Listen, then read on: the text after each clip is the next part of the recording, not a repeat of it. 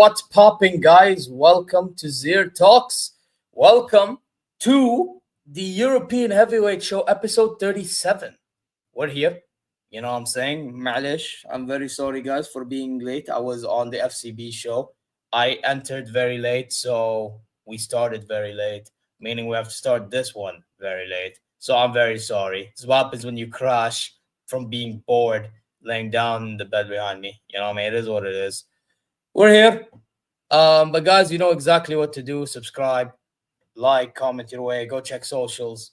And inshallah, well, wherever you may be. Hey, funny enough, big up TK. You know what's funny? You know me talking about falling asleep and all this? It was while watching your stream. Not like you were boring. It's just my sleep is a mess. So don't blame yourself, bro. I'm not blaming you, bro. Yeah, I was just tired as hell. For some reason, I'm bored laying down, using my phone, watching TK.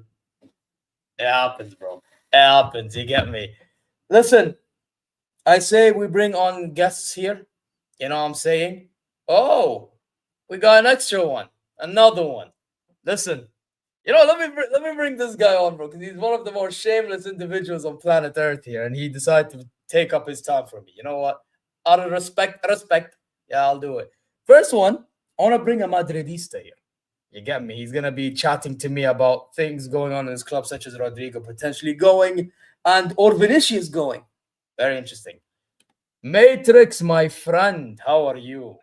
What's going on, my friends? ZeerTalks. My brother, thank you again, for letting me be part of your show. My friends, as always, smash the like button for ZeerTalks. Smash the subscribe button for ZeerTalks. And of course, subscribe to my channel, the Football Matrix, as well. Fox, yeah. Let's reach 500 subscribers, my friends. Yeah, let's go. Fox, by the way, how rude of me.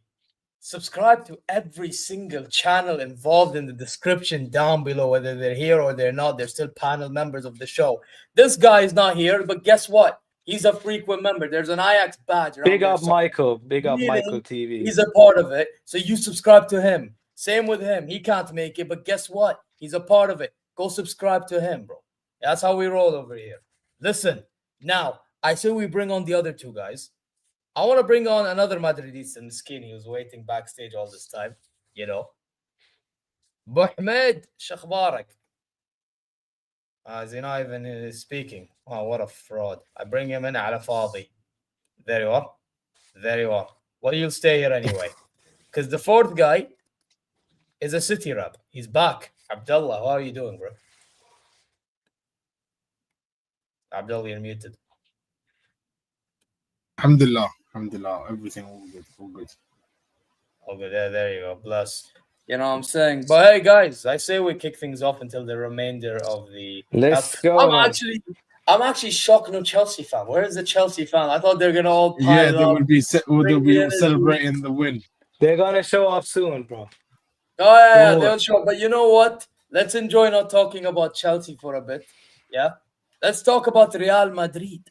You know what I'm saying? Because we got two Madrid reps. I don't know why one ain't chatting. The one below me. It is what it is. Yo. خيرا بدري عليك. صباح الخير. Sorry. I was in the bathroom. I didn't take my phone with me. Oh yeah, fair enough. Too much information, my brother. That's crazy, man. There you are. But yeah, Real Madrid, you know, obviously I've heard that apparently you man are looking. I mean, you've told me about this matrix. They're now considering not, renewing Vinny's contract. And then also Rodrigo looks like he's on his way out, depending on what transfer dealings happening with other clubs. So yeah, man, talk to me, man. Talk to me. My brother, when it comes to Real Madrid, where should I start? Yeah, where should I start? First of all, I want to say here, I don't want to lose Rodrigo. I love Rodrigo. Rodrigo is one of my favorite players in the squad. If I would sell anyone, I would sell Vini. I would keep Rodrigo and sell Vini. I'm going to explain it here. If we lose Vini, we can still use either Rodrigo or Mbappe on the left. We ain't going to miss Vini that much. Trust me, bro. If we sell Vini for big money to Saudi, we can bring in another center back, another midfielder, maybe even another striker too. Yeah. And bro, I'm just tired of Vini. I have to be honest here, bro. His attitude stinks. Since he started playing with us, he's always involved in some bullshit. And the guy is demanding 30 million euros a year. But take a look at yourself in the mirror, yeah, and tell yourself, do I really deserve 30 million euros a year after the season that I just had? Because last season, I can say he was in the top five of worst performing players. The first half of the season, I can give it to him, like the hat-trick against Dortmund and so on. But after that, bro, after the Ballon d'Or ceremony, he disappeared. Like, you can come out and say, yeah, if I have to do it 10 times more, I'm going to do it 10 times more. Then I'm going to show up then. What happened with you? You talk a big time. What happens when it comes to showing it on the pitch? I'm sick of him. I love him. I have so much expectations from him because I know when the guy is on form, he can deliver big time. But these performances that Marvada you have been putting in, that for sure doesn't deserve 30 million euros a year. So, and the thing is, we're not going to sell him now. I think what has happened is that Florentino Perez don't really want to back up.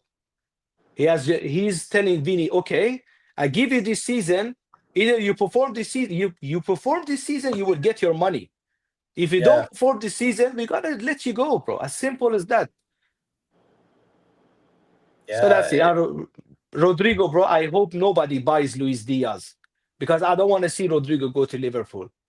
I let Rodrigo go to any other team beside Liverpool and Barcelona. Yeah? So this is my thoughts on Rodrigo. I would rather lose Vini, bro. Yeah. Now, Abu Ahmed, do you have anything to say yourself as a Madridista as well? Look, I'd love to keep both Vinny and Rodrigo, but if one of them has to leave, I'm fine with Rodrigo leaving, because I don't think like I'm more of a, how should I say this? I'm fine with Rodrigo leaving, even though I don't want him to leave, but he's probably the one leaving. I don't think we're gonna consider selling Vinny. Not this summer. Not this summer. Not this summer. Yeah, I don't think we're gonna consider selling him this summer. Maybe next summer. Yeah. If he performs this season, which we still have like what 6 months to the end of this season, this specific season 25-26. So yeah, I've already accepted that Rodrigo is probably gonna be the first one to leave the club. I've accepted it like a long time ago, and I've accepted it even more with the arrival of Franco from Argentina, who I think is gonna be amazing for us. But that's a topic for another time. But yeah, I have high hopes for Vinny. I think he'll get back to where he was, but he needs to mentally he needs to get back He mentally lacks 'cause mentality. he lacks doesn't no but mental. Vinny He doesn't lack does, bro. mentality. He doesn't lack He mentality, does, but bro. Ahmed بعد معليش bro. Bro, he wait, lacks mentality, bro. Like if you mentality. go and No, listen, if you listen to the GOATs like Ronaldo said they can insult me as much as they want. I do my talking on the pitch. Yeah, they used to insult him everywhere he went. I'm telling you, it doesn't matter which country he went. Everybody was insulting him because they knew he's the biggest threat. Yeah, but he had the mentality that he wouldn't give a shit about what people say. Bro, He would Ronaldo still score. does as much as it annoys My me, brother, bro. he would score in front of their face and Man's even like, tell them calm, my brother. Yeah. So this is what I call mentality. My brother, the fans and the opposition players can get into Vini's head very easily. And as soon as they get into his head, they put him out of his game. And then he fucking start just holding on to the ball too much, try harding too much, killing all the fucking opportunities that we create. I remember last season as well against Atletico in the quarterfinals, or what was the round of 16 against Atletico Madrid. But he even missed the crucial penalty in the game because the players and the fans could get into his head. If that was Ronaldo, I'm telling you, top bin, that penalty would go top in, my brother. Yeah, I think even Jude, and I call out Jude on certain things. Even Jude would look. slap. First of all, like you can't compare Vinny's mentality to Ronaldo. Ronaldo, who's probably but Ahmed, that's the. But you wear the number 7, no? You got to carry on the legacy of number 7.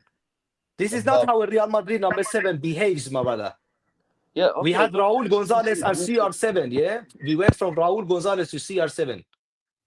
You have to. But let Ahmed speak. But like Ahmed Salah. Okay, you guys talk. I need to do something quick for my. Oh, you have to go. Oh, okay, but bro, I was gonna say like, my view on it is you are at Real Madrid. You're not at like some bum club or some mid club, or you are at Real Madrid.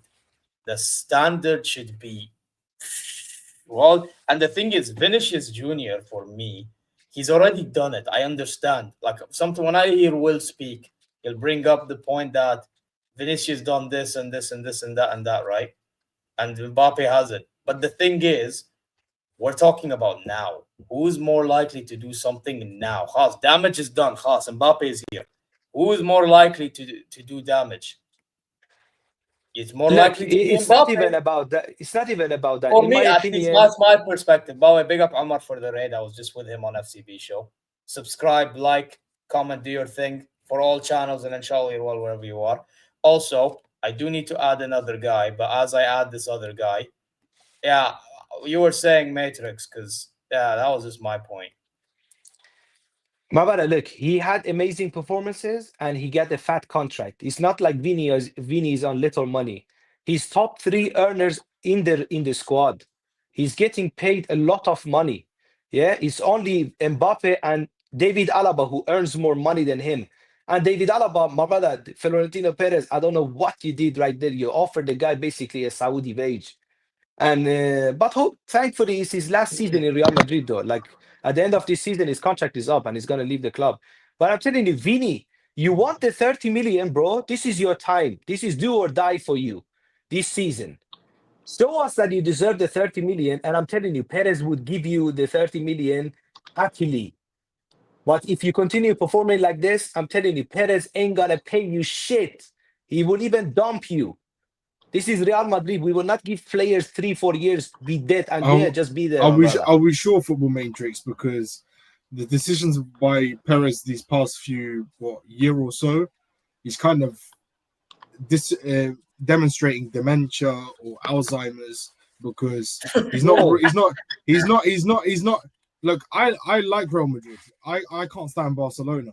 I'm Middle Eastern. My first ever club was my local club Feyenoord and Real Madrid. So I don't have any hatred as a City fan towards Real Madrid because it's my first ever club. So for me, I think Perez, how can you change like this? There is no first ever club, second club, third club. My brother, one club. I'm Middle Eastern. You are Middle Eastern. You want 4 wives, huh? It's cool. Oh, don't do this, Matrix. Only. No offense, I'm probably gonna get a far right group chasing after me, but only English people have one club. I don't have one club. But I need to ask you a question. I need to ask you a question. You're telling me Perez has been moving like he has dementia, yeah? How about this transfer window that we have had so far? Yes. This is dementia as well, do you think? No, because he's rectifying his mistakes. But I still think... Okay, so if he fucked us over last season. Yes, 100%. 100%. He did. But he needs to get another centre back because Real Madrid can't go into the season. Yeah, and they're looking at Konate. They have to pay the money for Konate. He is worth the money. I don't even mind if we bring in somebody else than Konate and just get Konate next year for free. I don't mind this type of stuff. Yeah, we earned 80 million euros from the Club World Cup. Even though we just went out in the semi-final, we still earned 80 million euros. Mm-hmm. And if we send Rodrigo, we say for like, I would not take less than 100, but we say like we get 80, 90 for him as well. But we have already, just with the Club World Cup money, we have already paid the money for Trent and Dean Huijsen, all of them, we have paid them already. We even have money over. And if we sell Rodrigo, we're still going to have like 100 million over. Mm-hmm. So we will still be able to sign players if we want.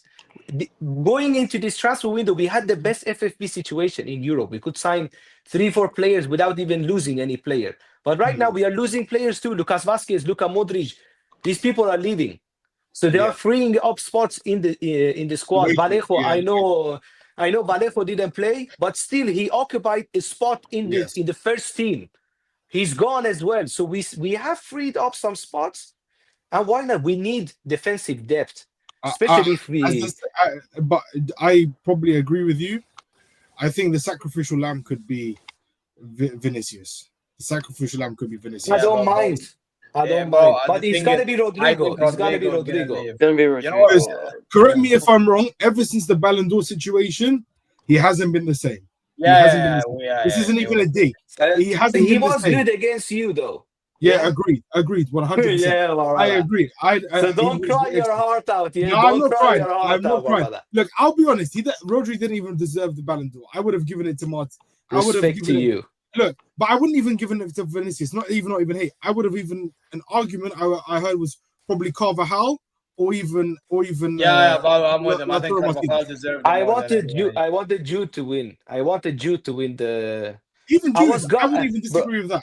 I swear, if Jude had won the Euros, I was very gutted when Jude lost the final. I'm going to be honest here, even though Carvajal was in the Spanish national team. Alhamdulillah, he didn't win the Euros. No, can't be honest with you. Alhamdulillah, England didn't win. Alhamdulillah, Jude didn't win. Because England will be unbearable. England will have been unbearable. I live in England. Trust me, no chance. The only time I'm happy with an English player winning the Ballon d'Or is Harry Kane. Otherwise, forget about it. No. Fuck Harry Kane. He just won his first trophy at 30. Forget about Harry Kane. The guy is 50 That's the years old. only time I'll be happy, and that's me being shameless, by the way. That overrated striker of all time. He's the most overrated striker of all time and the most overrated English striker of all time. But the guy is 30 plus. He just won his first trophy. The only problem with that guy, he don't turn up when it matters. But let's move away. Let's move away from that guy. Yeah, I only brought that up because I'm trying to be shameless a little bit. Speaking of shamelessness, though, the Chelsea army has arrived. The West London Tory Blue Cowboys. Yeah, they've all arrived. What do they call it? The Gremlins? They're here. Yeah, the Gremlins. They're here to take the piss, you know. I say will Alejandro speak first because like he is my editor. I'm First and expecting him to foremost, come on how dare camera. you call your world champions? Have some respect. Oh my god. Have some respect. Especially you, yeah. Your only Club World Cup thing was COVID, bro. COVID. At least these guys at the bottom Only has COVID? won it after COVID. Well, Like look, I mean, we That- won one in 2013. Do you want to talk about that? to be 2013, bro, who was born 2013. Social media barely existed back then. Oh wow. Okay, bro. to be fair to Chelsea fans, there's no such thing. No one has won the Club World Cup apart from Chelsea because the old Apparently, Club World Cup yeah. it's now the But, Continental Cup. yeah, It's yeah. the Continental Cup. It's now the Continental Cup or Yeah. Intercontinental. So you're not champion anymore, neither. Neither are you. Neither are Yeah, you. yeah. It's I know, fine. It's fine. It's okay. Yeah. But, I didn't care about that yeah. trophy anyways, bro. Of course you don't. Yeah. No, not this one. I cared. I mean the old version. Yeah, bro, the when old you format. faced, Yeah, the old team in the version, yeah. It final. was The just old I'm version- not gonna lie. the The old- old one, it was just nice to have that thing over there, and that's it. But I'll be honest, the old one looks better than this one. This one looks Babara, so, we face Yeah, the Japanese yeah, the team badge, every yeah. year, this bro. one looks What's so going on? ugly. This one looks so ugly. This one looks so ugly. It's like a freaking. It looks know weird, what- bro. It Yeah. doesn't look like a trophy, really. I was like, what, No, it what the doesn't. fuck It is doesn't. that, It bro? Is doesn't. it a spaceship? It's not Is even. it a I don't know. planet? I don't even know. What is it, bro? I don't know, but They should- I don't know. But you know what? Let Hano and Prime cook, bro. So, Like, let them. Let's Um, go, Hano. Let's go, Hano. but yeah, no. All you guys that hyped up PSG, We were wrong. disgusting behavior. Disgusting. Like, how could you say a guy like Nuno Mendes, best left back in the world, they've got the best midfield in the world, best attack in the world, and Dembele, Ballon d'Or, like all this chat just for them to get smashed in the biggest tournament there is in club football. Like, I think that's the Champions League. I'm think that's ashamed the of you Champions guys. Like, how dare you? Like, they slapped you guys. Congratulations, bro. They Congratulations. slapped you. How? Most of you guys didn't even score against them. Didn't even score one. Not one. Pathetic. Pathetic. But I've got my Club World Cup badge now, right there. Champions of the world for 4 years in a row. For 4 years. And then afterwards, we will go on and we will win it again. So, yeah. Shout out to my manager, Enzo Maresca. What a guy. What a manager. Like, if you think of everyone that Pep has, man, like, that's come from Pep school, he's probably one of the most successful guys. Like, you've got Xabi Alonso, who's probably going to get sacked by December. At Madrid, you've got Xavi, won the league, then all fell apart. Company, I don't know what he's doing. He's doing something there with Coleman Gnabry. And who else? What's is there? Arteta. Oh, Arteta. What a manager he is. Oh, yeah, great manager. Shout out Garbage Mikel manager. Arteta. Arteta, garbage manager. Garbage, overrated manager. Yeah, but I'll say this. garbage. Abdul, I know you want to have a spit. Let the guy continue. Haram, ya akhi. He's a champion. He's a world champion. No, you're free. No. I have respect for City, what they've done. Like, or they just make sure you keep producing ballers for me to buy. That's your only job. Keep producing ballers for me to buy, and then I'm happy. Then your king is happy. So, yeah. No, but yeah, that's my thoughts. Prime, you want to chip in? Yeah. Oh, this is gonna be crazy.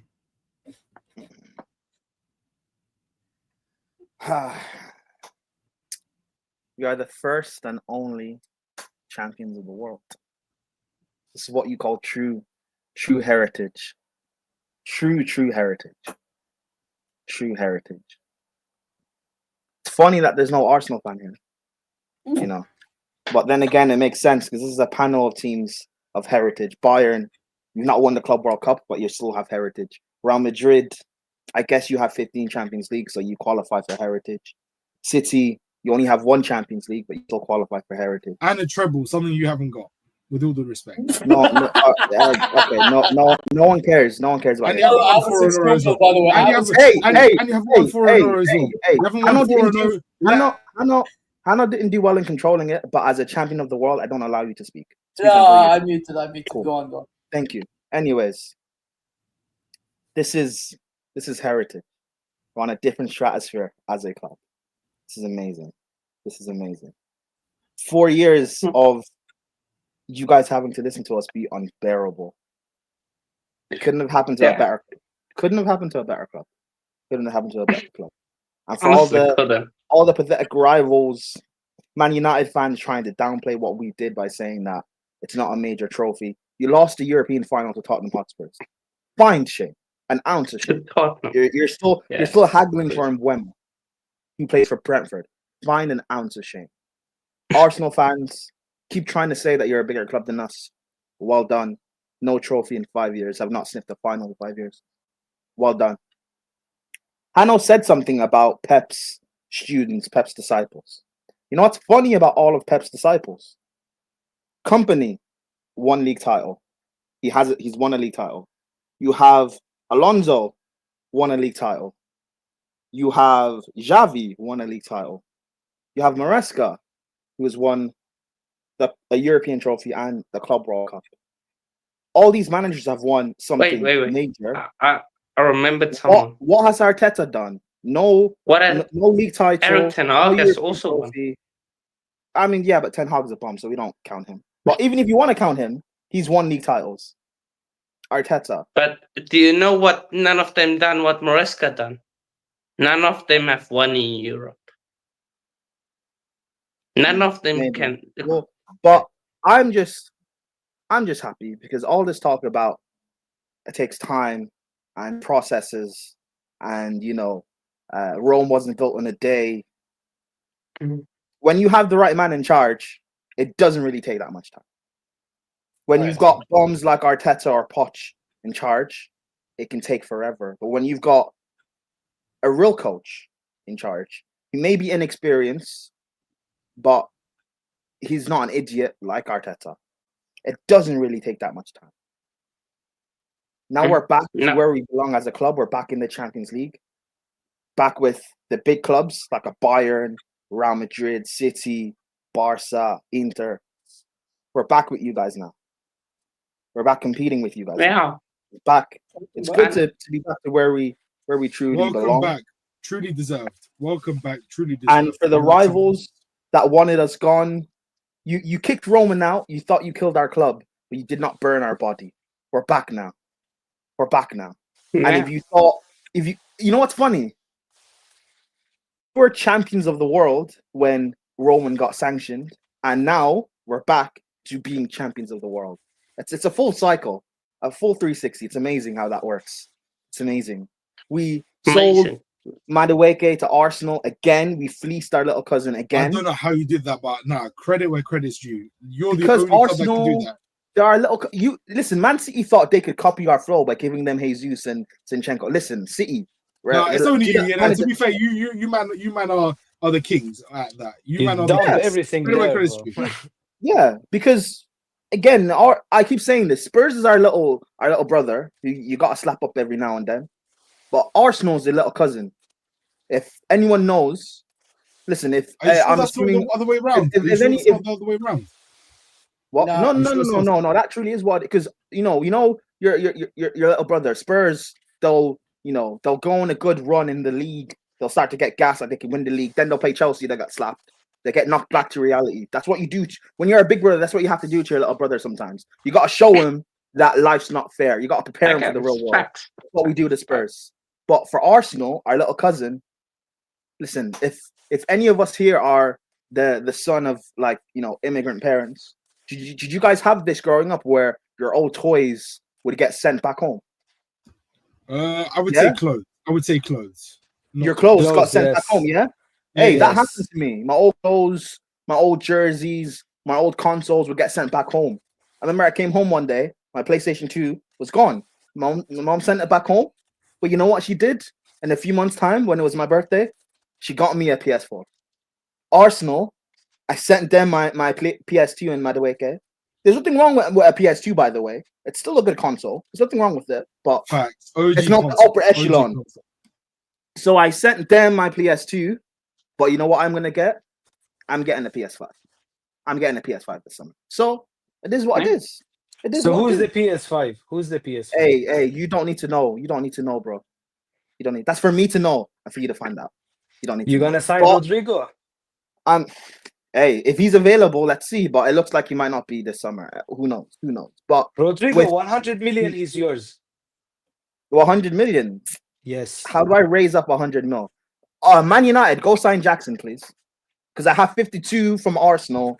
You add I the money wouldn't from Man United, I can get 100 mil. I wouldn't rule that Yeah, out. I bro, generally come think get that Rodrigo. might happen. Yeah.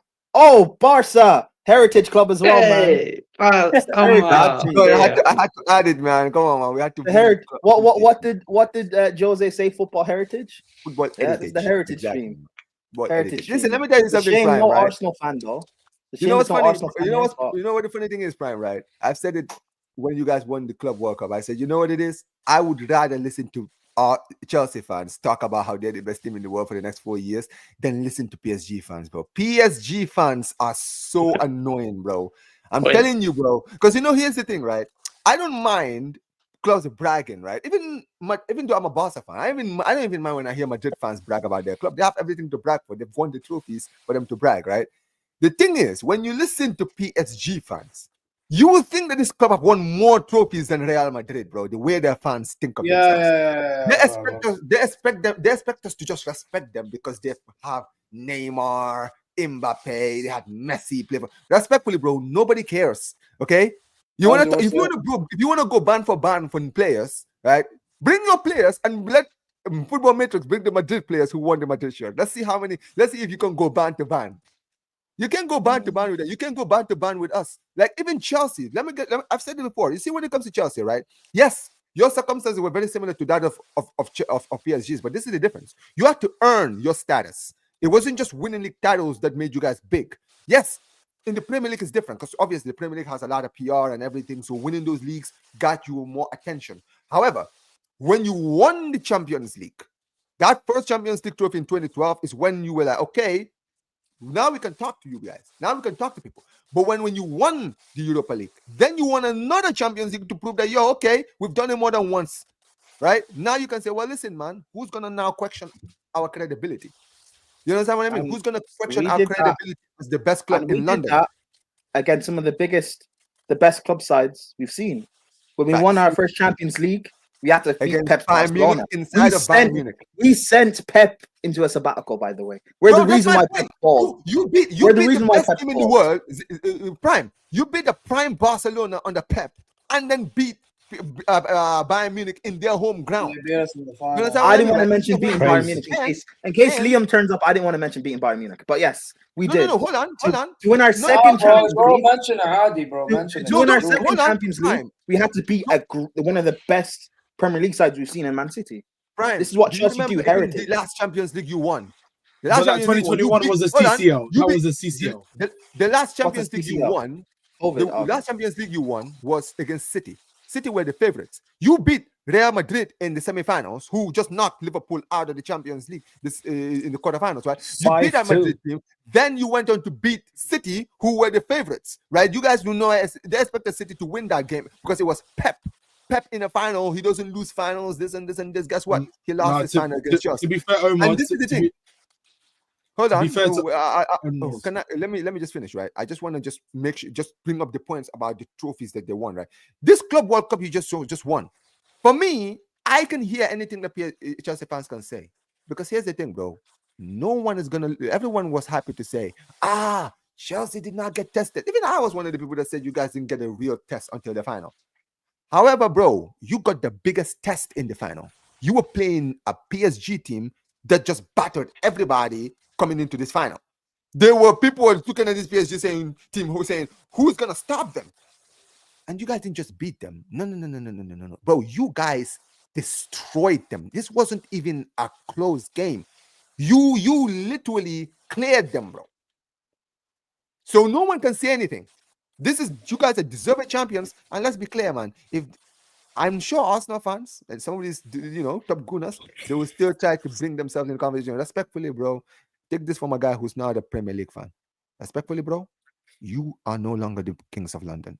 That crown, you lost that crown a long time ago. This right here, this Club World Cup is the seal of the deal. Okay, bro? Respectfully, bro, you are not the best team in London anymore, bro. That crown now it belongs to Chelsea. Omar, and I think the Champions League anywhere. is enough, Omar. I think the Champions League is enough. Champions League, Europa Leagues, and now Club World Cup. They have two of these. They have dual of these. 2 Champions League, 2 Europa Leagues, right? They've won European trophies, and now they've won the Club World Cup, the best team in the world. You are now the best team in the world. Back to the world champion here talking. Thank you, Omar, for that. But thank you. Back to the world champion talking. Please, go ahead. We've completed the steps. People can say that, well, Chelsea shouldn't, who cares, we won Conference League. But the only reason we're in the Conference League is because Man United beat City in the FA Cup final. We should have been in Europa. We should have been playing that Spurs team in the Europa League final. And we would have beaten Spurs because we're not Man United. We're not a banter club like United. We would have beaten Spurs. And we would still be champions of the world. Spurs, would this Man United team have even have beaten Real Betis? Can we be honest? Would they have beaten Betis? Can we be honest? Talk about it. Can we be honest? Anthony, we did not. Hold on, we did not. Last season, we did not beat Betis once.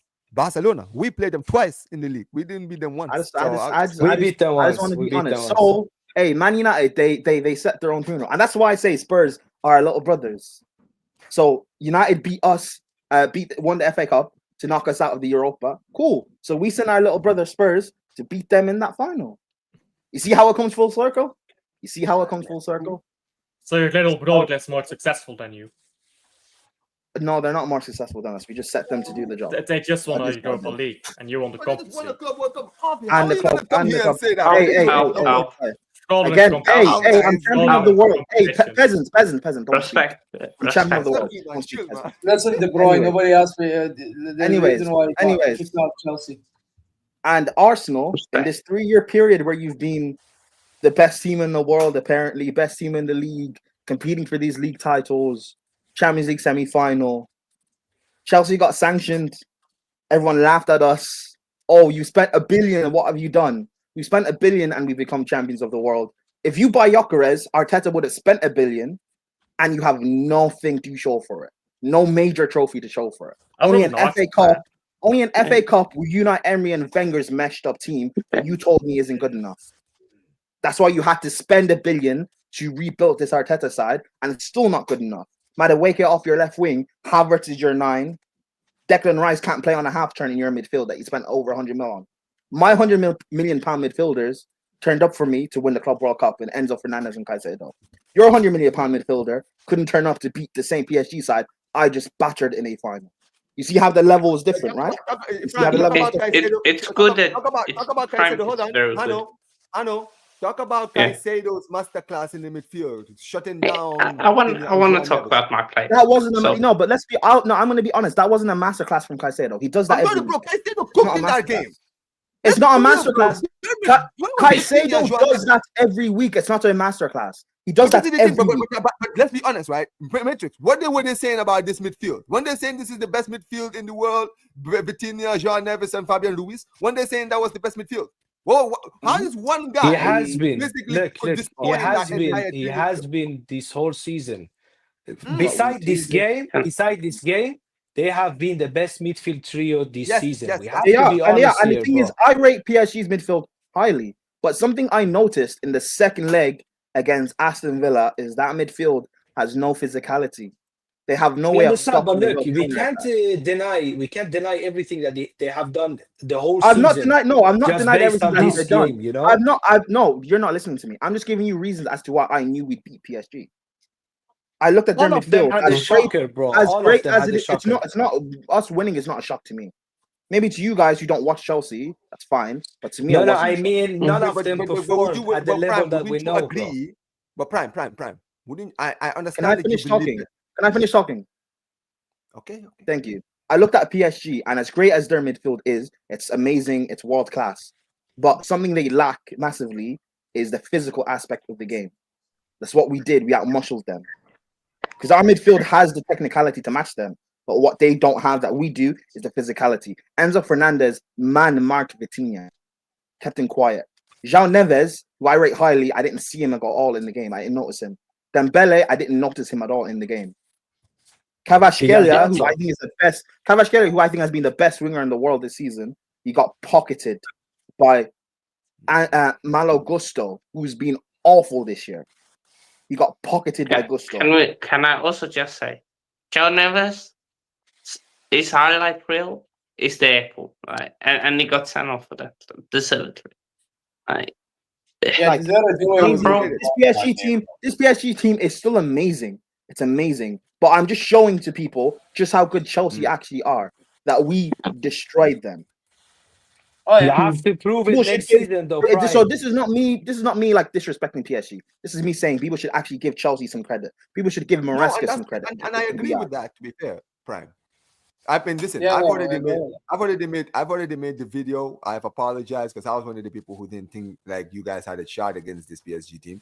Right? I think a lot of Same. people, to be fair, unless you're a Chelsea fan, let's be honest, a lot of people did not expect you to guys. No, even most Chelsea fans doubted us, which was still wrong. People thought we Exactly. went over with PSG. That was embarrassing. Exactly. This is why People you don't know the history of my club. We don't bend over for big sides. When we faced legendary football sides and still been able to beat them, that's what Chelsea are. We overcome the odds. When we're underdogs is when we are at our most when you're dangerous. underdog and you perform. And I mean, to be fair, I didn't even say this during my watch along. I said a part of me should have kind of seen this coming because when Chelsea are usually underdogs in a big competition, is when they usually perform. You understand what I mean, right? Because usually everyone is just like, Chelsea have too many issues here and there. Nah, this team is way better man for man, this and this and this. And then they just kind of come out of nowhere and just win. And I was like, oh, impressive. I mean, let's be honest. When you guys won the last Champions League you won, a lot of people didn't think you guys were going to beat City in the final. Don't talk about that game. Talk about 2012.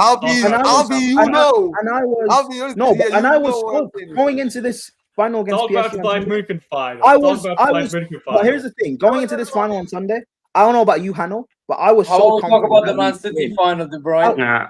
Hey, okay, No, we don't do that. hey, champion of the world talking. Relax. Let me settle the court now. Bro, Hanno, you I don't win know about trophies you. next season, I bro. don't know about We you, win Hanno. trophies. I don't know about you, Hanno. I don't answer questions. If you're not a champion of the world, I don't answer your question. Hanno, I don't know about you, but for me, going into the final on Sunday, I was so confident that we'd win. And the last time I've been this confident about Chelsea winning was when we played City in the Champions League final in 2020. Yeah. I was so sure that we'd win that final as well. So I don't know how you felt going in on Sunday. I wasn't confident, but I felt like we were gonna win. That with City, I was like, I think we're gonna win. This one, I was like, I think we're gonna win, but I wouldn't be surprised if PSG somehow scraped past and like 2-1 late winner, this type situation. But can we just speak a bit about the players? Like Caicedo, probably if not the best DM in the world. Can we just say that? All agree? Thank you. Based on one game. Disagree, man. Massively, my brother. Over one game. One game, and he's the best DM in the world. Okay, then. Okay. Again, it's not the. I wouldn't say, but he's like one of. He is actually one. He's one, but he's not. Okay, who's better? Okay, he is one of the best. Rodri didn't.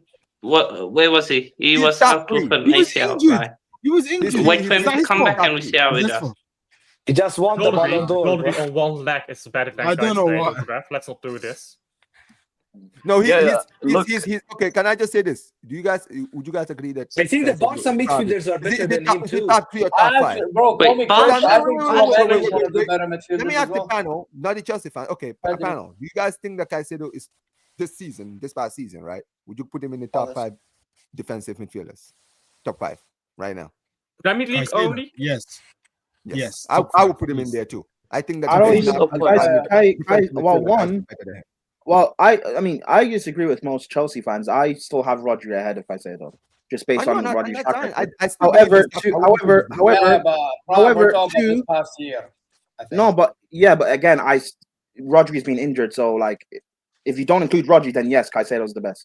But Look, regardless, guys, I still have Rodri ahead. Yeah, of yeah. Caicedo. Without okay, if we're talking about this season wise, regardless of that, I won't take any other midfielder in the world over Caicedo. Okay, guys. If you're just looking at this season. Okay, guys. Look. I mean, it's definitely food for thought. But I'll tell you this, right? I mean, okay, so Prime, let me ask you and handle this, right? Do you think that winning this Club World Cup will kind of spoil you guys on for the rest of the season? Like maybe in the Champions League next season? Definitely. What do you mean to win Right. it? For me, my expectation is to go compete in the league. I still have like Liverpool ahead of us, to be fair, and especially if they get Isak or They ain't getting Rodrigo Isak. They ain't getting Isak. It's I mean, ahead of It's already Rodrigo confirmed. They ain't there. getting Isak. It's already confirmed, bro. They are So going to get they're going to get Ekitike though. yes, and Rodrigo as well. Big possibility. If they Yeah. sell Luis Diaz, they will buy Rodrigo from Real Madrid. Okay. Well, regardless, can I finish answering the question? I still have Liverpool ahead of us, regardless, anyway, for the league. But I still expect us to go compete and actually take it the distance, not do the Gazy stuff like what we did last season. Where do you think you'll finish? And in minimum third, because City, I don't know. I still think City's players still need to gel a bit, but I still respect City, so I'm gonna have us minimum third in the league. Yeah, in the Champions League, League, I believe that we can actually compete for it. Not saying we're going to win the Champions League, but I believe we can actually compete for it. Compete. No, that's fair, especially after. But Chelsea next season, for me, like in terms of realistically, minimum third in the title race, compete in the Champions League, and win a domestic. That's like the minimum. One domestic. We need to win a domestic. Yeah, because our record in Wembley is awful, and if next season, if we're not going to win any of the two majors next year, then I still need to pick up a trophy. That I want to get back to the mentality of Chelsea of regardless of what happens every season, I leave with a trophy. Mikel has spoken on that with when he was at Chelsea, and how the reason why we always had that winning mentality is because every season we would pick up at least one trophy, and that's what Chelsea need to keep doing.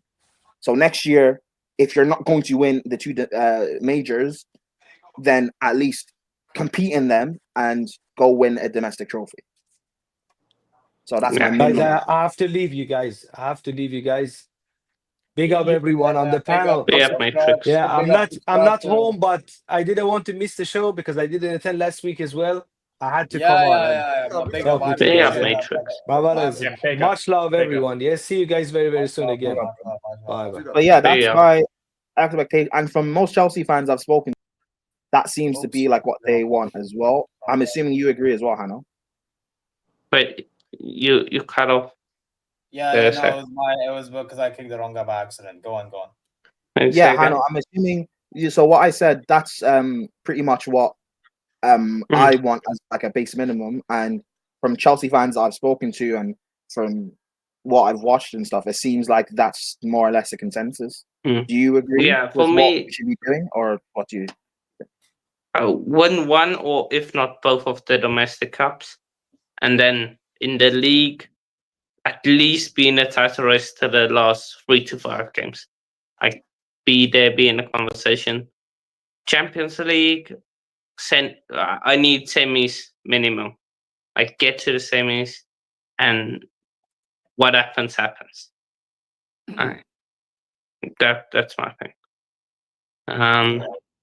But I feel like if we can just we don't really need any more, except maybe a defender and a goalkeeper.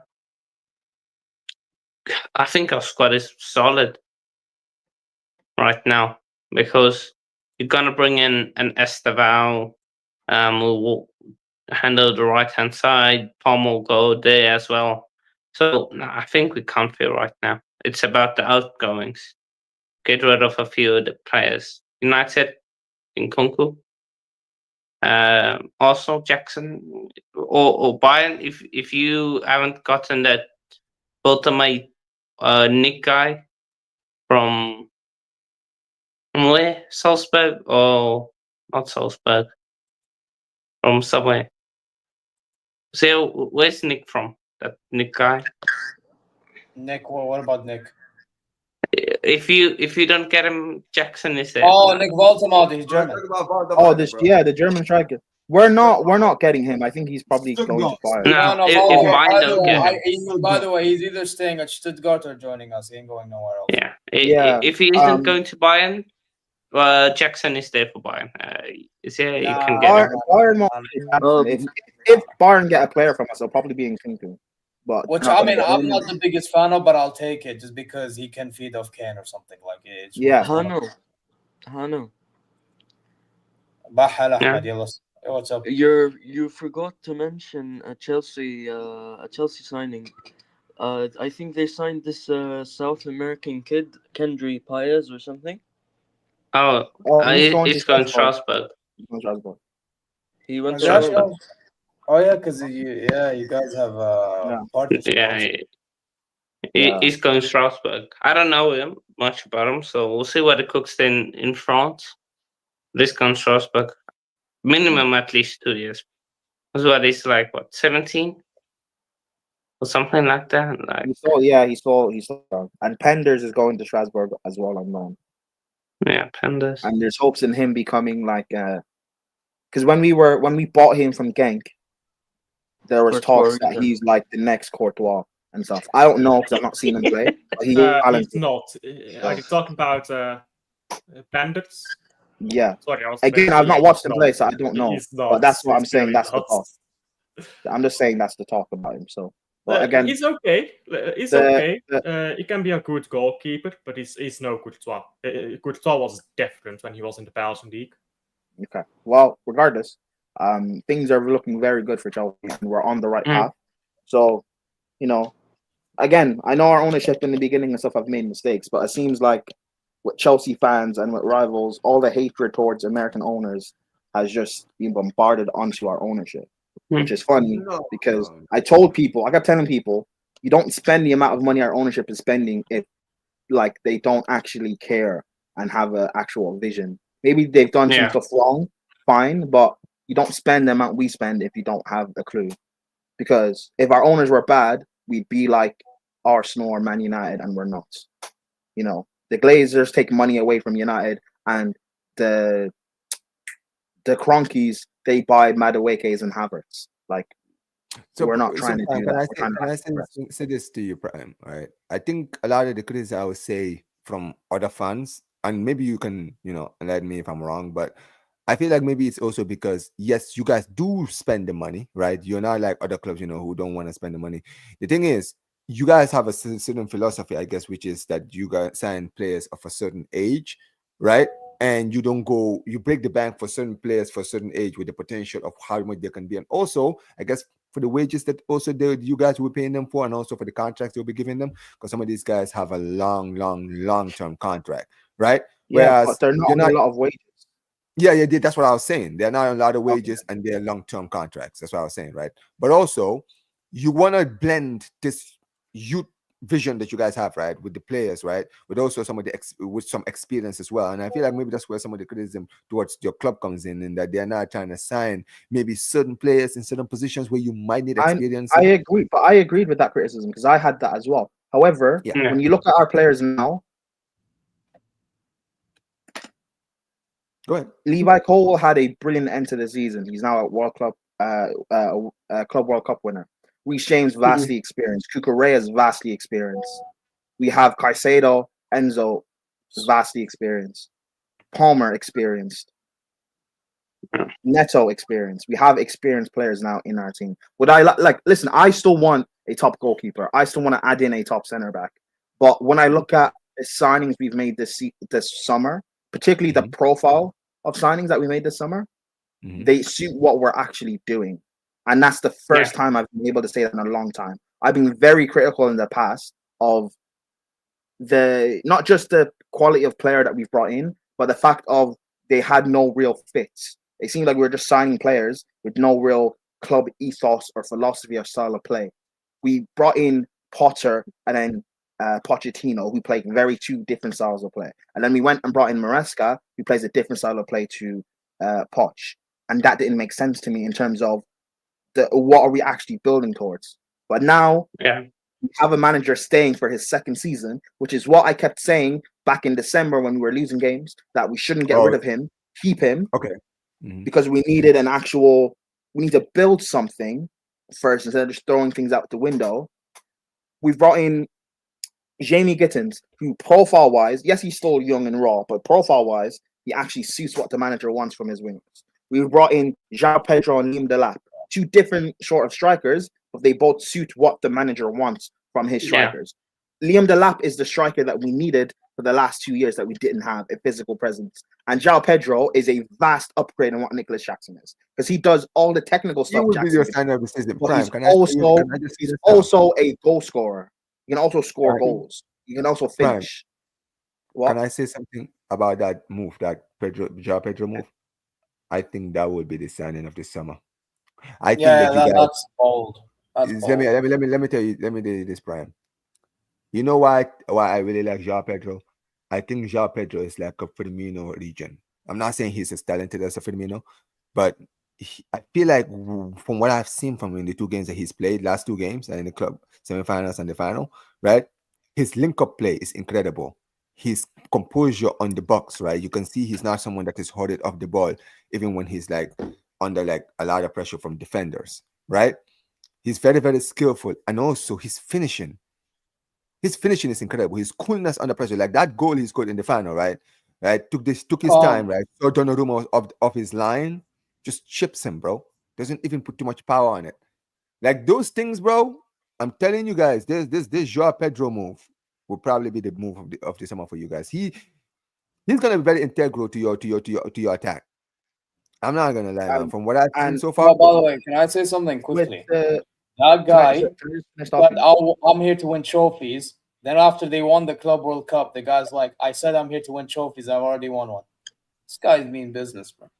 And that's why I'm saying for this summer, the players we brought in suit what we're actually building towards in terms of on the pitch. So that's why even like I didn't want Delap. I wanted an Osimhen or even a Gyökeres, even though I think he has red flags about him. I just wanted a pure goal scorer that can get me 25, 30, 35 goals. But Maresca's thinking is, let's bring in 2 forwards that can help spread goals around the whole attack. That way we have consistent goal scorers all around the pitch. And you know what? That way of thinking actually makes sense. Because some of the best teams that play have that about them. Look at the way PSG play in their attack. Look at Man City and how they were able to win 6 Prems in 7 years and they won a Champions League. They had goal scorers all over the pitch, not just the one guy. Man United under Fergie, when they won a 3-peat, had Ronaldo, Rooney, Tevez. You need that all pitch.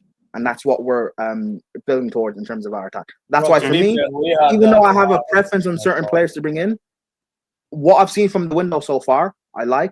So I'm not going to be critical towards the end of the window. Let's see what they bring in, because what I'm seeing so far, I actually like. And that's the first time I'm like truly saying that in terms of an actual window, that we're actually building towards something. Whereas just bringing in a good player here, but then a player here that I have a question mark about, and then it's up and down, and then there's nothing we're really building towards. Caicedo and Enzo, I never thought they could play together in midfield before as a pivot. I never thought that. But Maresca's shown that it actually can work. And it can work to a high level. So for me, I'm just interested to see where it goes. I'm interested in let it cook. Hano, Chelsea fans, don't let salty rivals bring down the mood. Just enjoy it and actually back the manager and the team now. Because if you guys still don't trust our owners, that's fine. But the manager and these players have given you enough to not just back them, but also give them the benefit of the doubt. If Maresca does something in a lineup where it looks a bit weird, you've got to trust him now because he's given you something to actually believe in. Yeah, That's all. That's all I've got to say.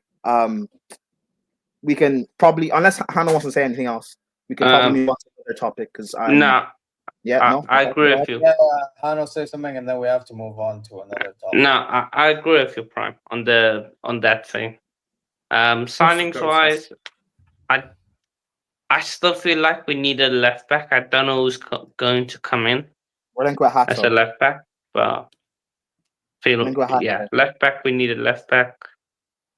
If we can get a left back that can play centre back, that's ideal. Or centre back that can play left back, that's the ideal. And then goalkeeper. Still feel like we need a goalkeeper in some sort. So yeah, but nah. Going for Magnan again. I think it's the best time to go for him, but I think it's the best time to go for him. I don't know. I still think we are going for Magnan. However, I don't know, because a part of me feels like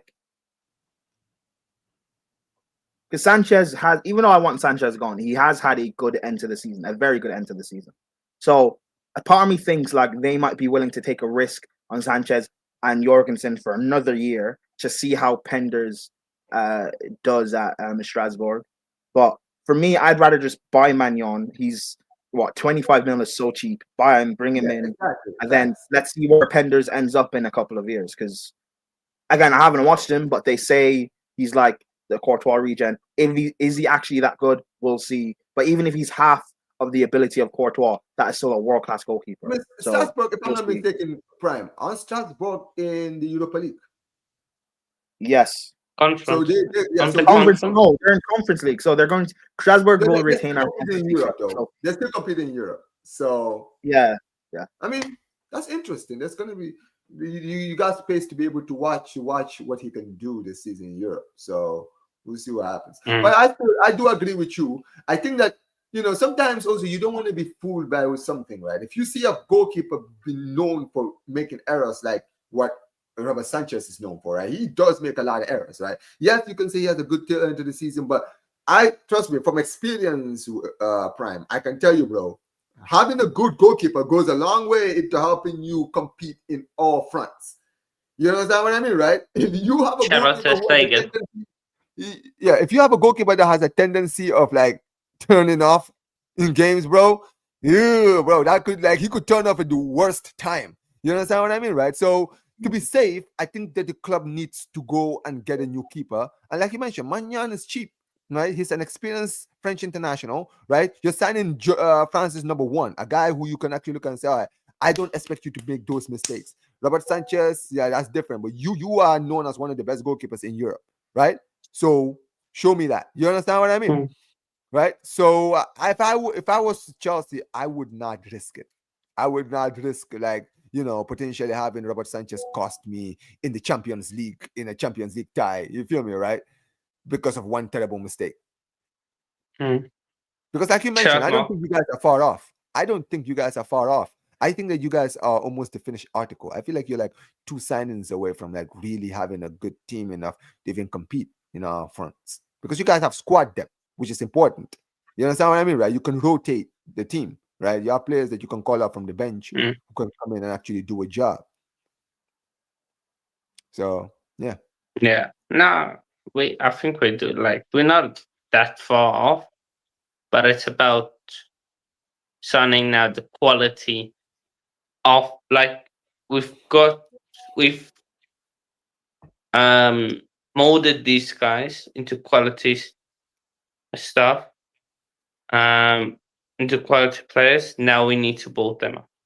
Now we've built them up. We can't now sign players that will not be to that level. So sign players that are at that level right now. So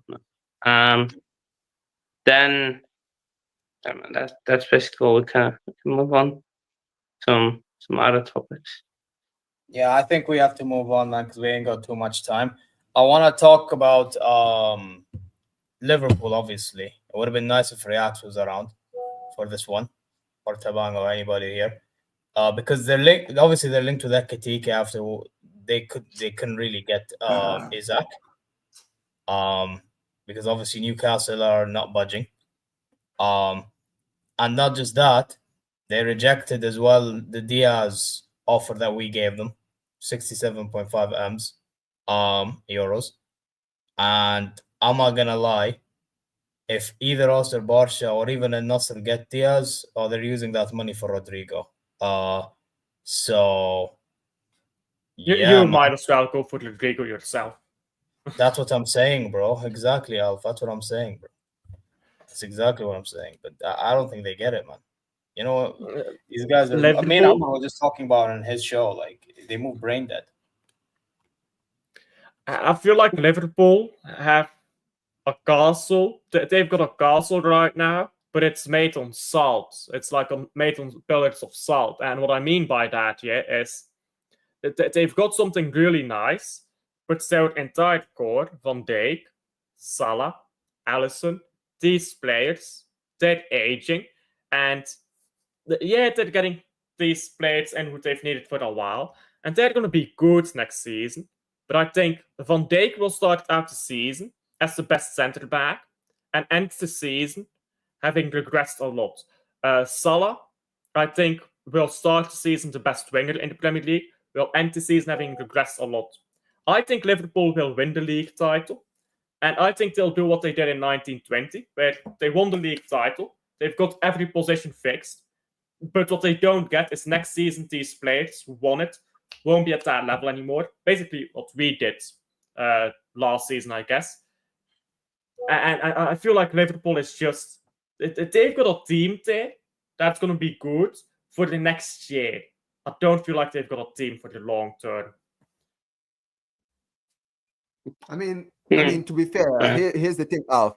Here's the thing, Alf, right? When you look at the signings that they're making, they're already building to like the future, right? I know you talk about Salah and all of that, and I agree, Salah, you know, he's definitely gonna have to slow down eventually. I feel like this season will probably be the slow down period for him. However, here's the thing. The signings they've made and the signings that they could make, because they're being linked now to Rodrigo. You understand what I mean, right? The pressure. Wait, hold on. If they get Rodrigo and Ekatike, that you have to understand the signings that Liverpool are making, they're trying to put the pressure of Salah. You understand what I mean? Because Salah is not like it's not now just Salah FC now. You can just look and say, oh, Salah is much better than everybody around the attack, right?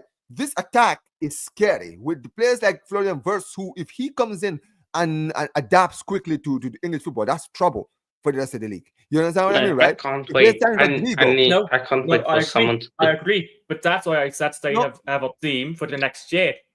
Because once Salah goes out of that team, all the creation falls on the same player, which is worse. Exactly, and players like and we don't know if players like a Rodrigo come in and start doing well, because here's what I think. I honestly think that they're making so many good signings that in the end, right, all they're trying to do is to basically kind of go away from being like just Salah FC. You feel me, right? Putting all the pressure on Salah. Yeah. I don't think Salah is going to be I don't think Salah obviously is going to be one of the key players. However, I don't think it's all going to fall on him. That's what I feel like that's what's going to be the difference this season from this. I agree. And that's not it's going to be Salah now, and it's going to be Wirtz, and it's going to be a few other players who are going to chip in as well. But once Salah leaves, it now falls mainly on Wirtz. So Salah, next year, but that's next season. You've got Salah and Wirtz. Next season, you've got Salah and Wirtz. So that works for a year, and then Salah will have regressed, and now everything falls on Wirtz.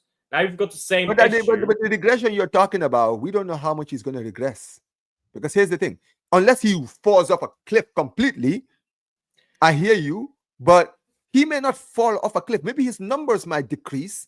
You understand what I mean? Right? And like I mentioned, it's not just Wirtz that we're looking at in the attack. If they sign Rodrigo, that's Wirtz and Rodrigo. You understand what I mean, right? So it's not going to be all if they sign Rodrigo, If they signed Rodrigo, fair enough, but I need to see them sign Rodrigo first. But that's the thing. But You know what I they're mean? looking at Rodrigo right now, and with the fact Yeah, that Barca but and I'm Bayern are looking at Luis Serena Diaz. Williams. What's that? I'm looking at Serena Williams. I ain't backing Serena Because Williams. here's the thing, you're a City fan. You know this. At the end of the day, you guys have had a lot of great players, like a De Bruyne, Prime De Bruyne, who you could look at and say, yeah, this and guy. he had them at the same But time. here's the thing, In their he wasn't primes. always carrying the team because guys like Bernardo would chip in, guys like Sterling would chip in. All these Yeah. guys, they would all chip Haaland in. to some degree will always chip on in, him. Aguero I feel like when they're Salah now, Salah is in a position now where they're signing players who are going to put the pressure off him. So he's going to obviously be expected to perform, but it's not just going to be all on him and everyone else. No, here's the difference. Here's the difference. Look at the age gap between Salah and Wirtz. When Salah leaves, it's no one to help Wirtz. When De Bruyne leaves, we've got Sherky, we've got Foden, we've got Haaland, we've got Marmoush, we've got Echeverri coming in, we've got Bob. That's different. Yeah, but bro, Alf, in all due respect, if my Saudi club can get past your back line, you have a problem. But all our backline is shit, but that's on Pep. Yeah, but that's the point. That's the point. Yeah, you guys are not. You guys haven't said signed any players in the back line, have you? I just said that Liverpool is winning the league title next year. I said that they're not building anything for the long term. So to build something for the long term, that's where I disagree. I think that Liverpool are, because they're not just signing players for the sake of signing. They're also signing young players who are gonna be here for a long time. Yeah, it's not like they're just signing big names. They're signing big names at a good time in their careers, right? Also, like, Liverpool owners. As much as I love also, Liverpool have good owners, by the way. Like this is something I've always believed in. When people say they're bad. To be fair, yes, I do agree with that. Hold on. Like Liverpool, remember like 2 years ago, people were talking about how bad their midfield is, and and now we're talking about it's one of the best in the world. Yes. Like they will do what's needed to, they'll do what's needed to rebuild. Like I don't, like Salah's their best player, and one of the best, probably the best right winger in the world, or one of them anyway, and one of the best players in the world. But they'll find a way to rebuild. And like the big marquee signing they've made is Wirtz. Whether or not they'll get Isaac in the end or Rodrigo in the end, who knows? They probably won't. Maybe they will. But the fact that they've got Wirtz, and I didn't think they would end up signing Wirtz. I thought Wirtz would end up going to Bayern. The fact that they've signed him as their statement, like marquee guy they're going to build around, like they have with Salah, I think they'll be fine. They know how to find players and get deals. The fact that you can get Kirkes on the cheap and Frimpong on the cheap like you did, and they're two of the best fullbacks out there. Out there. Yeah, but what will Liverpool do? What will Liverpool do the season after? So they'll continue to they'll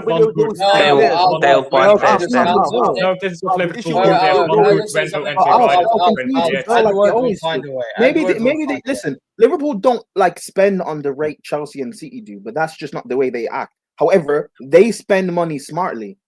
They're not like United or Arsenal that will waste money. Liverpool will spend money smartly. So if they'll find a player for a 35 or 40 mil, that 35, 40 mil player will be capable of becoming the £100 million a world-class player in a year or two. That's what Liverpool do. But you could say that about Man City as well. What do you mean about Man City? Shaq was 30 million. I knew he was. I know, but my point is that like just because Liverpool don't move the way Chelsea and City do doesn't mean they don't build properly. Is the point I'm making. But this is the thing. You know what, Prime? Just to add to what you're saying. What I'm saying is not a disrespect to Man City. Man City are ranked best. Hold on. Wait. Hold on. How is what I'm saying a disrespect to Liverpool? Prime. Wait, hold on. I'm saying it's not a disrespect to Liverpool. How am I disrespecting Liverpool?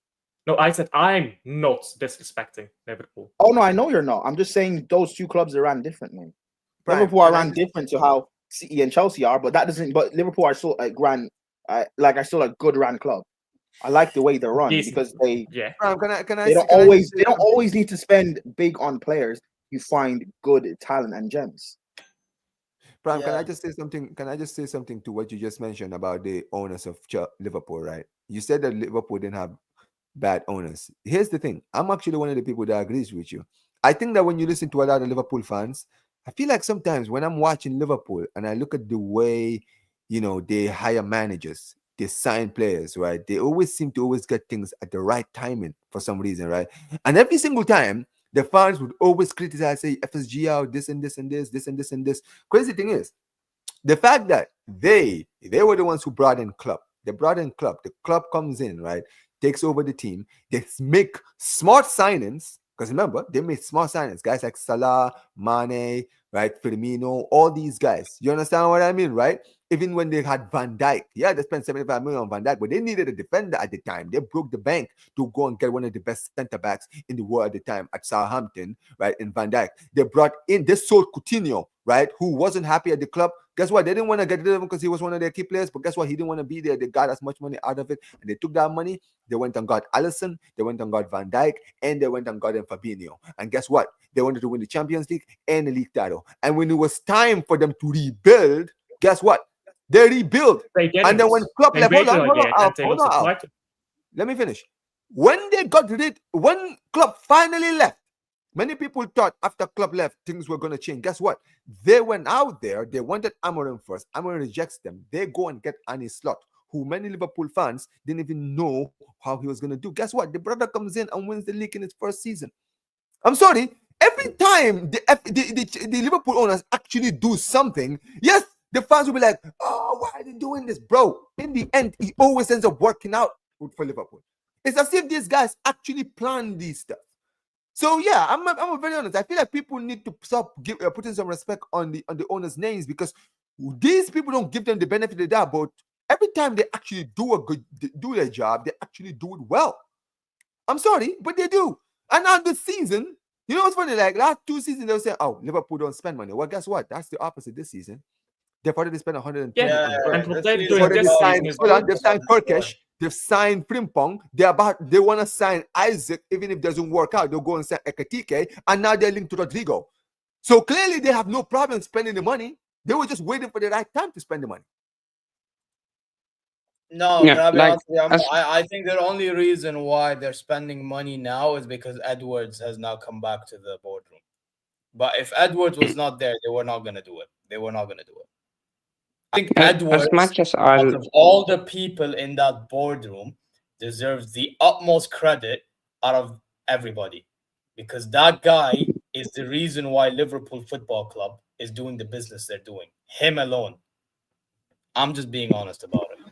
As much as I don't like Liverpool, I have to respect what they are doing right now. Like, oh yeah, 100. But I'm telling you why they're doing what they're doing. When Liverpool started to dip and not make improvements to their squad, it was when Michael Edwards left and Klopp got all the power. Mm-hmm. That's why I've been saying for years that Klopp's a bit of a fraud and he has to leave. You've been there for that long, you were given the keys and you're only able to win one league title. You were in how many title races ahead, having the lead, and you bottled like 2 or 3. Yeah. Speak on it. No, but you know what, Prime? You're cooking there because people don't talk about that with Klopp, bro. Because remember this, Prime. When Salah and Mane were brought by Michael Edwards, and those were not Klopp signings. Klopp wanted Götze and Brandt. People don't talk about this enough. He wanted Götze and Brandt. He wanted Marco Reus as well, by the way. He wanted Marco Reus as well. Michael Edwards was like, no. Forget about Götze and Brandt. I'm giving you Salah and Mane.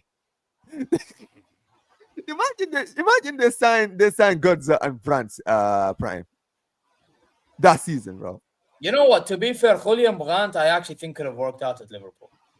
But would he have maybe. But with his no. Because by the way, Omar, Julian Brandt at a younger age, bro, he was actually balling out. When he was young.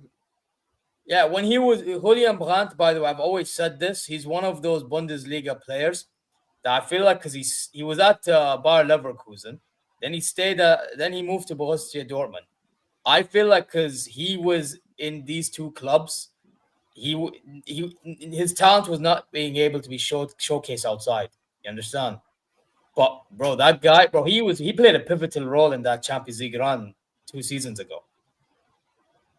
Nobody talks about it. So yeah, but it's just the fact of Julian Brandt and Draxler don't play the No, way no, no, not Salah Draxler. and Mane Draxler do. is over now. Draxler's overrated. I agree with you there. No, but I'm just talking making the point of Julian Brandt would not have functioned the way that was needed for that Liverpool team to actually work. That's the point that we're making. Maybe It's not about Draxler. I think It's he not had about that Draxler problem. not being a good player. It's the fact of it didn't suit the team, and that's the point we're making. Maybe, yeah, well, that's a different discussion. But I actually think I'm maybe in the minor. I don't know, but I actually think Julian Brandt is one of those that couldn't showcase how good he is because he stayed in Dortmund and. Yeah, but you're not having the conversation we're having. Yeah, no, I know. I'm just pointing it out there. Same thing can be said for Royce as well. Same thing could be said for Royce. Yeah. Oh no, Royce actually showcased his talent. No, Royce showcased his talent in the early days of Borussia. Yeah, Borussia Mönchengladbach. He was. Yeah, then his injury. Yeah, then he had injury. He won Bundesliga Player of the Season at Borussia Mönchengladbach before he went to Dortmund. People forget this. No, I'm aware. No, but anyway, back on Liverpool. Yeah, listen, the club thing. By the way, even again, back to the Dortmund thing. At times when we won the league, he won in 2012, and he won the year prior as well. But other than that, he actually was fumbling. You know, even in the Pokal final, we beat them 5-2 on stage, bro. Yep. You know, people will say he retained it. Sorry, my bad, bro. Sorry. No, go ahead, Prime. Go ahead. It's fine. Yeah, Prime, can you go? No, it's fine, bro. You go ahead. Sorry, you go ahead. I appreciate it. For me, I think as much as Klopp brought Liverpool back to a sense of relevancy, at the same time, he kind of made the level of the club in terms of mentality. Like right now, they've gotten rid of their underdog mindset. For a club like Liverpool, they shouldn't have an underdog mindset. For a big club, you should never ever have an underdog mindset against a club that hasn't been competing for so many years, like City. Like that's the reason. Like now they're saying with chest they are favourites for everything, Liverpool fans, and that's what it should be. Because you're a big club, you're one of the biggest clubs in the world. So I think as much as he brought them back to relevancy, he was also somewhat holding them back at the same time. In like full circle, in many aspects. But correct me if I'm wrong. No, I agree with you. Klopp was a very good coach in our game, but the rest of management he just gone to do.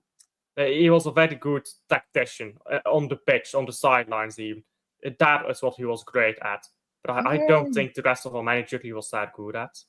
I think he's a great manager. I don't think he's a great tactician. Really? You're talking about clubs. I don't. The amount of times that Klopp got, like, in big moments, got outclassed.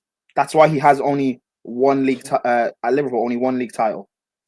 Yeah, but that's only one team that ever finished on 90 points and then win the league title. It's Liverpool twice. Yeah, but there were games in that season when they could have won it. No, I'm just saying, like, there are more I'm just saying after they won the league, there were in title races where they had the advantage. They were ahead and they lost it. And as much as Liverpool City deserved it by catching up and overtaking, that's nothing away from City. But if Klopp was a better manager, he would not have lost those leagues. That's the point. But you could say the same thing about Guardiola in finals then. What do you think about Guardiola in finals? He fucking bottles finals consistently. Guardiola bottles finals, Champions League finals. Bro, he lost. Guardiola has only lost one Champions League final, and he's only lost, I think, maybe two domestic finals. He's only lost two domestic finals, I think. Yeah, back to back. Won the season. Semi-final, he also bottled against Real Madrid. Yeah, but that's not a bottle. Do you know going into the Champions League final in 2021, Guardiola had only lost, I think, two cup finals in his whole career. In his entire time. One of them was against Real Madrid in the Copa del Rey, and I think the second one I saw was for Dortmund, where he lost Dortmund on penalties or something like that, right? But here's the thing, bro. No, but I'm gonna be very honest, right? One thing I will defend Pep is This last season was probably the season where he. Do you know what's funny, right? Last season was the first time in Pep's entire career that he had a serious drop off. You understand what I mean, right? For his standards, he fell off last season, right? But this idea, he bosses final. I'm sorry, but he doesn't. The guy usually 9 times out of 10 usually wins finals. I feel like even the one where he lost to you guys, Prime, and as much as you guys played well, I think that it was his tactical inept in taking out not playing a defensive midfielder in that game against you guys. Not only that, not only that, he started Raheem Sterling. He started Sterling. No, I don't think Sterling was the problem. It's not having a DM. Because Pep, as great as Pep is, like, he does this thing where he overthinks. And because we had played City twice, City twice before that in the space of like we played them 3 times in the space of 6 weeks. And the first game he played in the FA Cup semi-final, Pep played with 1 DM. The one he played in the league against us, he played with 2 DMs. So that's why he went to that final without a DM. I'll explain. As great as he is, he just overthinks. I'll explain to you why starting Raheem Sterling wasn't. Not only not starting a DM was a big mistake, but starting Raheem Sterling was a big mistake. The person who bagged the free kick against PSG, and I think he bagged the brace, was Morris. He should have started. Morris should have started on the right wing.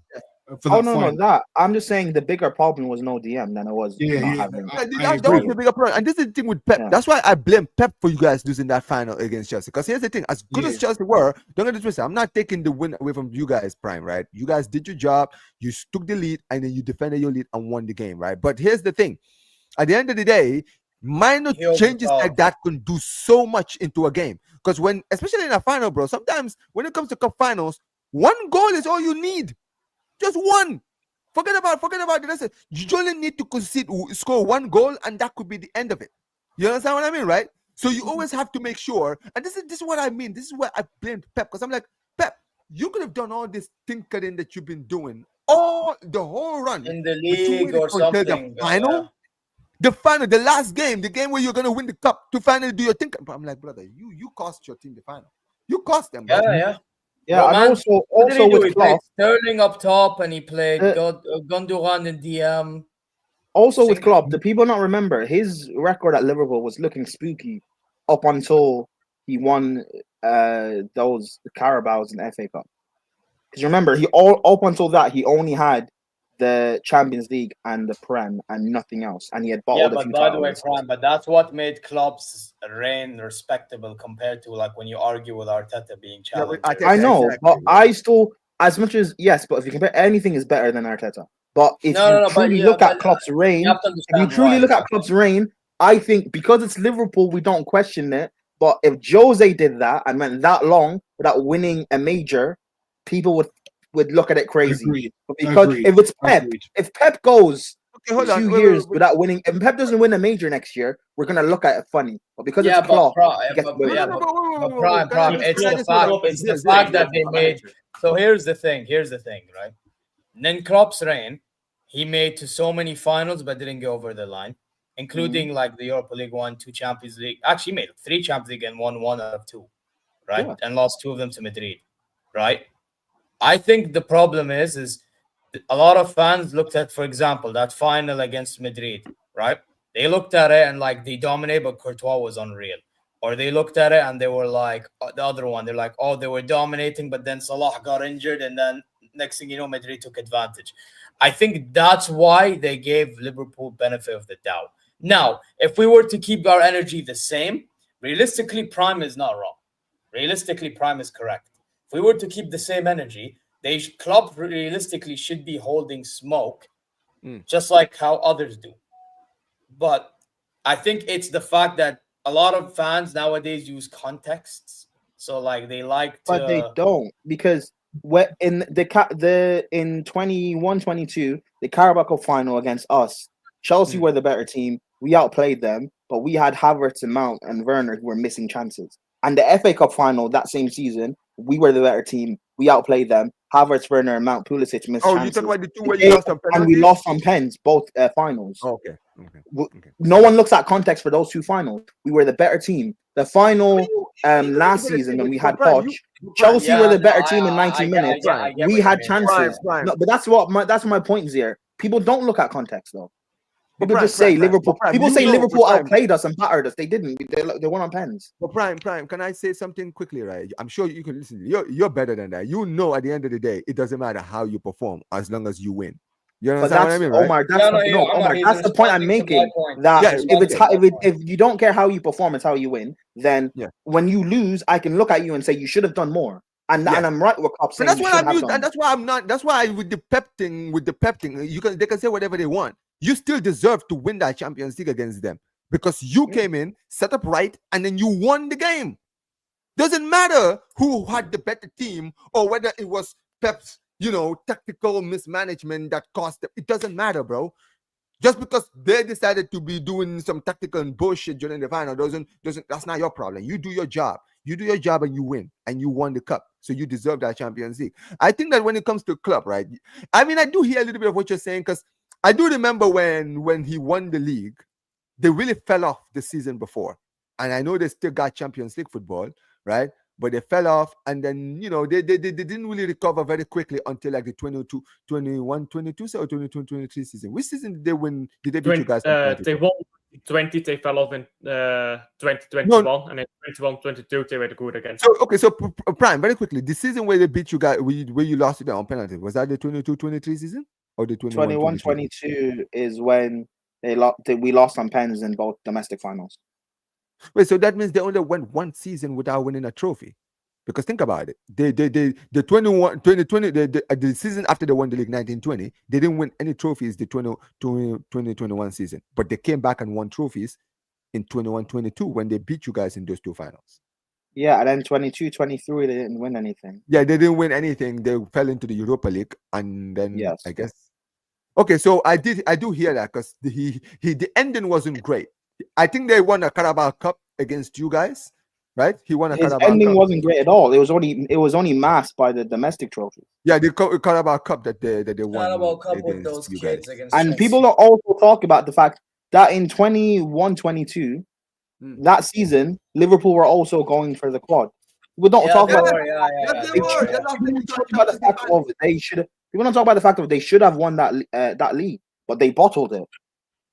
That's the point I keep making with Klopp. He's had league titles in his hands and bottled it. And fair enough, City deserve it. So it's nothing against City or against Pep. But if we look at the other great managers, if they bottle league titles, people talk about Ancelotti. Was it last season or 2 seasons ago? Klopp is not a great manager. He's a good manager. People say that about Ancelotti. So why can't we say that about Klopp?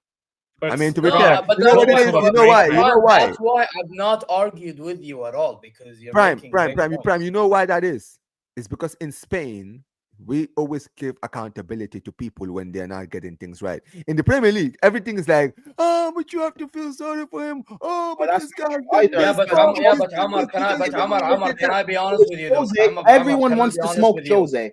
Everyone will want. Yeah, bro, because Jose is hated. People don't like him because of the way he is. I agree with you. Yeah, but that's the point I'm making. That's not fair. Let's be consistent. It's not fair. I agree with you, but that's why I'm not arguing with you. Because Zier, you know why? It's because Mourinho is in the eyes of the media. He's a football villain, so they treat him like shit. When it comes to club, come on, man. You know this, Prime, right? Yeah, when you talk about club, they will talk about, he hugs the players. He's always like celebrating, his passion merchant and all this bullshit. Bro, they paint this picture about these managers, right?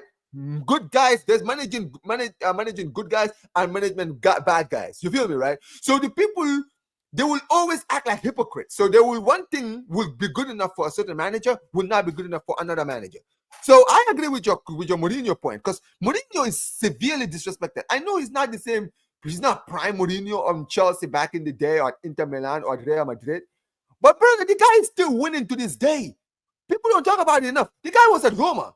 He won Roma the Conference League. Won the Conference League. The first ever. I think he won. Did he win a cup on Fenerbahce? I think he won a cup for them. No, he's just had his first season. He didn't win anything yet. But he challenged to the league, right? He went to the last day. Yeah. And people don't talk about this enough. But apparently he's finished. You're right. I do agree with that. So Omar, to be honest, I actually think in certain levels he is, though. I'm not gonna lie. Mourinho on some levels here, because the problem with him is his tactics suits those teams, innit? His tactics right now, they suit like those smaller sides, and it works in cup competitions, but it won't work in leagues. It won't, bro. But I do agree with Prime. The energy is not kept the same because certain managers have certain demeanors. You know what I mean? It just is what it is, man. You get what I'm saying? But yo, listen, I think we have to end the show here. I think this was all it. You know what I mean? But guys, who should I redirect to? So we're not going to talk about Madueke joining Arsenal. Okay, then. Bro, can I be honest with you? Can I be honest with you, bro? It's basically a heritage club, like, you know, taking the piss out of a non-heritage club. So, like, there's no point. Hey, say that again, Zier. What did you call us? A heritage club. Yeah. The real club in London. I've always said this, by the way. People want to say more trophies. This bullshit. Fuck that. They have more variety. Chelsea has the same amount of trophies now. They both have 30 after the Club World Cup. Oh. Wait, who has the same amount? You and Arsenal. No, apparently because of the community shields. Oh, yeah, don't forget the community shields, Prime. Put some respect. Wait, Prime. Did you just say community shield? Yeah, the community shield. That's what I'm told. Wait, Prime. I know you agree, Omar. I know you agree, Alpha. I'm just kidding. Hey, I'm exaggerating. Don't. I'm here to tell you right now, we don't care. Let me tell you. Nobody fucking cares. Brother, Yeah, I'm exaggerating. I'm obviously taking the piss out of this Ateta fraud, man. Oh, no, I know you are, but that's why I said I know you don't care. I want to care about cups.com. Bro, that's how you know this brother. Prime, that's how you know this brother is desperate, bro. Like, you know, when you like, do you guys know how desperate you have to be to actually mention winning the community shields? Like, no manager ever mentions the community shields ever, bro. Nobody ever mentions the community shield, bro. Also, Chelsea have won the most trophies. Are the English club that have won the most trophies this century. So, yeah. We're back. Anyway. Also, funny enough, Man United haven't won a major in 12 years. They've still won double the amount of trophies Arsenal have won this century. So crazy. How many trophies have United won? How many trophies has United won? United have won 18 trophies this century, and Arsenal have won 6? 6. Yeah. Oh, okay. All right. This century, yeah. All right. Yeah. Okay. Prime, you see, the fact you mentioned this, and we're still talking about this when we should end. Oh, no, sorry. What's half of 18? 8. Sorry, 8. Yeah, it's 8. Prime. Wait, no, half of 18 is 9. It's 9. No. Okay, 9. My bad. Prime. Prime, think about this. Hold on. Nice. Prime, think about it this way, right? At Barcelona, right, since Ateta has been in charge, right, we've been broke. We've lost our greatest player of all time. Half of our golden squad was gone. We hired Xavi, who was an inexperienced manager like Ateta. The brother comes in, 2 seasons, wins a league, he wins 2 trophies, including a league title, leaves, gets sacked, right? We bring in Flick, and he wins us a domestic treble. All of this during the same time that Ateta has been in charge. And this is the funny thing, right? When you tell this to Arsenal fans, the best part is when Arsenal fans say, but it's different. Look at the squad that you have. Brother, look at the squad that I had in 21-22. I implore any of you to take your time and go and check the Barca team the season after Messi left. The players that I had. These guys have the nerve to tell me, you gotta have a good squad. We built our squad back. How have we built our team in less than the time that your manager has been in charge? I don't understand this, bro. Every time I listen to Arsenal fans, then they talk about phase 5, phase 6, phase 7. Brother, this brother has been in charge for 6 years. This is his 6th season, bro. 6th season. Prime, talk to me, bro. I don't remember a phase being this long. Is this how long phases go? What? They always go 10 years? Like, I don't get this, bro. Bro. Honestly, man. Bro. Habibi, you know when there's like so many memes being made because of like phase this, market opportunity, this, market opportunity, that. Yeah, this is when you know Arsenal are in the shits, bro. But these man don't want to admit it. Yeah, khalas, bro. They're a waste. I've said it before and I'll say it again, bro. I made a name of myself on DR Sports for saying what I said about Arsenal. You know what they are? Babies in this game. End of discussion. Yeah, there's a reason why we knocked them out in our shitty season. Bro, anyway, you guys in your shitty season, you still not. Yeah. So the fact that we're wasting time with these fucking frauds on European fucking heavyweight show is a fucking crime. Come on, man. Why are you bringing Arsenal in this conversation when they are not European? Oh no, he's just doing it to troll, which I understand. I just want to speak on the fact that we sold Madueke. You sold Madueke. Okay. So we're talking from a Chelsea's point of view. What do you feel about? Listen, bro, you sold Madueke time for school Arsenal. Khalas, we get it. We're ending here, guys. You know what to do. Subscribe, press alarm bells for future content notification, like, comment your way, go check socials, and inshallah, well, wherever you may be. You know what? Since we're talking about Arsenal so fucking much, you know what? We're gonna troll a specific Arsenal player. Yeah, with a saying from Lee Gunner. Take care. And before I go, also subscribe to everybody involved. Yeah, in the description. Now, how rude of me not to mention that. But now, on our way out, we're gonna play this. Raid Hussam, Zeer Raid. Take care. See you later. Calafiori. The wild horse. The sweet prince. Oh, it's like a wild horse with his long mane of hair. He's fun to watch. The sweet prince. Stinker and hooked.